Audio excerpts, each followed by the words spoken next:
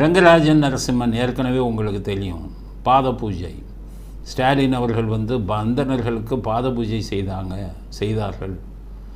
உதயநிதி பாத பூஜை செஞ்சார் 3 அந்தணர்கள்ட்ட அப்படின்னு சொல்லி அந்த பாத பூஜை செஞ்சவங்ககிட்ட ஃபோனில் பேசி அதை ரெக்கார்ட் பண்ணி எல்லாம் வெளியில் போட்டார். இந்த கூட்டம் நான் என்ன கேட்குறேன்னா, நம்ம எல்லாம் நான் சொல்லக்கூடிய விஷயங்களை எல்லாம் சிந்திக்கணும். சரி, அவர் சொன்னது தப்புன்னே வைங்க.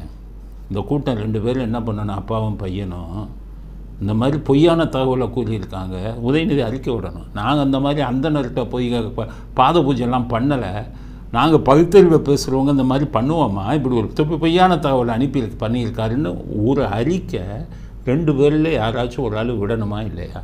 வாயை மூடிக்கிட்டு அது உண்மையாக பொய்யாங்கிறதையே வெளியில் சொல்லாமல் சொன்னவங்களை வச்சுக்கிட்டு இன்னொருத்தரை கம்ப்ளைண்ட் கொடுக்க வச்சு சொன்னவங்க மேலே பிடிச்சி உள்ளே தள்ளுறாங்கன்னா இதெல்லாம் காட்டு மிராண்டிகளா? அவங்க மனிதர்களா? ஒரு நாட்டுக்கு ஆண்டு கொண்டு இருக்கீங்க, உங்களுக்கு வந்து ஒரு இது இல்லையா, மனசாட்சி இல்லையா? தப்பு பண்ணால் ஒத்துக்கங்க, தப்பு பண்ணலைன்னா நான் தப்பு பண்ணலைன்னு சொல்லிட்டு ஒருத்தரை கைது பண்ணுங்க. அப்போ நான் தப்பும் பண்ணுவேன், எவனும் வெளியில் சொல்லக்கூடாது. என்னெல்லாம் அந்த டிவி நியூஸ் பேப்பர் மாதிரி நினச்சிங்களா, ரூபாயை கொடுத்தோன்னா வாங்கிக்கிட்டோம் உங்களுக்கு இது ஓதுறதுக்கு, உங்களுக்கு ஆதரவு குரல் கொடுக்கறதுக்கு இவங்கெல்லாம் அப்படின்னு நினச்சிங்களா? போட்டு உள்ள தள்ளினீங்க. சரி, எங்களுக்கு கிடைச்ச செய்தி ஜெயிலுக்குள்ளே அவருக்கு வசதி செஞ்சு கொடுக்க மாட்டேங்கிறீங்கன்னு. ஜெயிலுக்குள்ளே எப்படின்னா பல மதத்துக்காரவங்க உள்ளே போவாங்க. இப்போ இஸ்லாமியர்கள் உள்ளே போனால் அவங்க ஒரு நாளைக்கு 5 தடவை தொழுவாங்க. நீங்கள் ஜெயிலுக்குள்ளே அவங்களை அனுப்புனீங்கன்னா அவங்கள 5 தடவை தொழுகை பண்ணுறதுக்கு அனுமதி கொடுக்கணும், வாய்ப்பு ஏற்படுத்தி கொடுக்கணும்.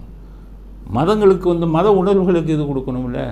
கிறிஸ்தவர்கள் இருந்தாங்கன்னா ஞாயிற்றுக்கிழமெல்லாம் சர்ச்சுக்கு போவாங்க, ப்ரே பண்ணுவாங்க. அவங்க அப்படி விரும்பினா பண்ணணும். இவர் ரங்கராஜ நரசிம்மன் போயிருக்காருன்னா அவர் சில இதுங்கள்லாம் பண்ணுவார். அந்தணர்கள் அவங்க சில பூஜைகள் பண்ணுவாங்க. சிலது இப்போ ஜெயலலிதா அவர்கள் வந்து சங்கராச்சாரியரை கைது பண்ணி அவர் உள்ளே வச்சுருக்கும் போதே அவருக்கு அந்த இதெல்லாம் அவர் பூஜை பண்ணணும் இது பண்ணணுங்கும்போது அதுக்கு வசதி செஞ்சு கொடுத்தாங்க. அதுக்கு எனக்கு தண்ணி வேணும், இது மாதிரி சில விஷயங்களுக்கு பாத்திரம் வேணும், இதெல்லாம் செஞ்சு கொடுத்தாங்க. அதுதான் மனிதாபிமானம். கைது பண்ணிட்டீங்க, அதை செய்யணுமில்ல உள்ள, அதை செய்யாமல் இது பண்ணிங்கன்னா நீங்களாம் மனுஷங்களா? உங்களுக்கெல்லாம் மனசாட்சிங்கிறது இருக்கா? மனித நேயங்கிறது இல்லையா? ஒரு மனிதனை 76 வாங்கின அடி மறந்து போச்சா? இன்னும் இதில் இது எமர்ஜென்சியில் என்ன அடி வாங்கினீங்க இது வித்தியாசாகர் சொல்லி, அது மாதிரி மற்றவங்களுக்கு இது பண்ணால் நாளைக்கு நமக்கும் வருங்கிற எண்ணம் இல்லையா? போட்டு சரி அவ்வளோ பண்ணீங்க, ரைட்டு. இப்போ பண்ணிவிட்டு அடுத்தது என்ன வேலை கூத்து பண்ணுறாங்கன்னு பாருங்கள். இன்னொரு வழக்கு அவர் மேலே யாரையோ ஒரு பெண் வழக்கறிஞரான், அவரை பற்றி ஏதோ ஒன்று சொன்னாராம் ஒரு பேட்டியில்.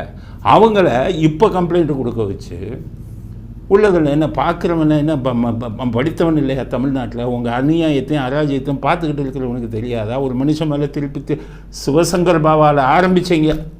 உங்கள் குடும்பம் வந்து அவர் ஆசிரமத்தை ஆக்கிரமிக்கணும்னு சொல்லி நிறையா என்கிட்ட ஆதாரம் இருக்குது. போட்டேன்னா கிழிஞ்சு போயிடும் உங்கள் இதுவே. இந்தியா பூரா நாரி போயிடும். போய் நான் டைம்ஸ் நோவில் பேசுனேன்னு வைங்க, இந்தியா பூரா காரி துப்பிடுவான். அப்படியா பண்ணுறது? இன்னொருத்தவங்க சொத்தை இது பண்ணுறது உங்கள்கிட்ட இல்லாத சொத்தா? ராக்கெட் விடுறீங்க, ஆனால் இன்னொருத்தன் சொத்தை போய் பிடிக்கணும் அப்படின்னு இருந்தால் இதுக்கெல்லாம் ஒரு முடிவு இல்லையா? உங்களுக்கு நீங்கள் செய்கிற பாவத்துக்கெல்லாம் தண்டனை இல்லையா? எல்லாத்துக்கும் சேர்த்து மொத்தமாக வரும். இறைவன் உங்களுக்கு தண்டனை கொடுப்பான். மனசாட்சியுடன் செயல்படுங்கள். அதைத்தான் நான் சொல்கிறேன். என்னென்னு கேட்டேன், இன்னொரு வழக்கு வரும் மேலே இப்படியே ஒரு 2-3 வழக்கை போட்டு குண்டர்கள் சட்டத்தில் ஒரு அந்தணர்கள்லாம் குண்டர்கள் சட்டத்தில் அடைச்சிங்கன்னு வைங்க, நரகம்தான் உங்கள் குடும்பத்துக்கே நரகம். வாழும்போதே நரகத்தில் வாழ்வீர்கள். பாவத்தை பார்த்து செய்யுங்க. 5 விவசாயிகளை குண்டர்கள் சட்டத்தில் போட்ட இவங்க தானே, நீங்கள் அரக்கர்கள் தானே. 5 விவசாயிகளை குண்டர்கள் சட்டத்தில் போட்டிங்களா இல்லையா? சிப்காட்டில் என்னுடைய நிலம், இப்போ நான் விவசாயம் பண்ணுற நிலத்தை அரசாங்கம் எடுத்துக்கிட்டு உலகமகா கோடீஸ்வரனுக்கு வந்து சாஃப்ட்வேர் கம்பெனி அமைக்க கொடுக்குறாங்கன்ட்டு எதிர்ப்பு போராட்டம் நடத்தின 5 விவசாயிகளை குண்டர்கள் சட்டத்தில் போட்ட அரக்கர்கள் நீங்கள். அப்போ நீங்கள் ரங்கராஜ நரசிம்மன் போடுற ஒரு அந்தணர்களை மந்திரம் ஓதுறவங்களை நீங்கள் இதில் வந்து குண்டர்கள் சட்டத்தில் போடுறதுக்கு எவ்வளோ நேரம் ஆகும்? உங்கள்கிட்ட இதயம் இருந்தால் தானே. அதனால அடுத்த வழக்கு இது மாதிரி எத்தனை வழக்கை போட்டு அவர் ஜெயிலுக்குள்ளேயே வச்சு குண்டர்கள் சட்டத்தில் போட்டு ஒரு 7-8 மாதம் அது ஹைகோர்ட் ஆகும். ஹைகோர்ட்டு காரி மூஞ்சில் துப்புனோன்னா தொடச்சிக்கிட்டு பேசாமல் நமக்கு மானம் வைக்கிற ரோஷம்லாம் எதுப்பா? நம்ம திராவிடர்கள் நமக்கு மானம் வைக்கிற ரோஷமே சுத்தமாக கிடையாது. ஏதோ 7 மாதம் உள்ளே இருந்தான்ல, ஆனால் அந்த இறை சக்தி உங்களை உள்ளே வைக்காமல் விடாது. நாங்கள் கண்ணால் பார்க்க போகிறோம். எமர்ஜென்சி மாதிரி ஒரு சுச்சுவேஷன் வந்து நீங்கள் வாங்க போகிற அடியை கண்ணால் பார்க்க போகிறோம். மனசு வெறுத்து பேசுகிறேன்.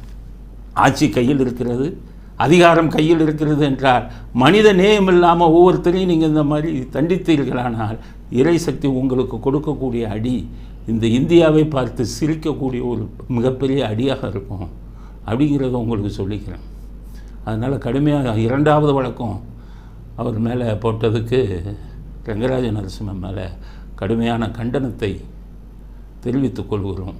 இவரை குண்டர்கள் சட்டத்தில் அடைப்பதற்கு நீங்கள் முயற்சி செய்கிறீர்களோ என்ற சந்தேகம் எங்களுக்கு வந்து கொண்டிருக்கிறது அப்படிங்கிற கருத்தை முதல் கருத்து.